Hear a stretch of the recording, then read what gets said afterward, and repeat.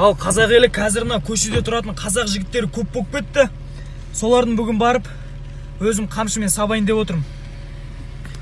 Қазір бәрін өздерің бар. Сұраймыз, жүрән. Жігіттер! Кеңдерші. Жо, бауырым, сауна, гостиница сала бересіңдер ма? Өлтірем. Объем болса ұрамыз, брат. Қалғандар ана қазақ жігіттер мыналар? Қазақ қой, братан. Сыртқа кет. Жүрсеш. Көрейін түрлеріне, жүр бар. Машинада да бар. Машинада да. Жетіп. Так, бауырым, қазақсыңдар ма? Паспорттарым бар, я? Ертең қазақтың қыздары стройка жасатамыз десе, ұялмайсыңдар ма?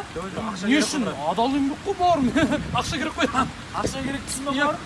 Мен сендер сабау үшін келгем, мына жерге керек емес. Брат. Сен өзің үшін жауап берсеш, менің қызым инвалид. Балам бар. Кім асырайды оны? Ұрмасашы.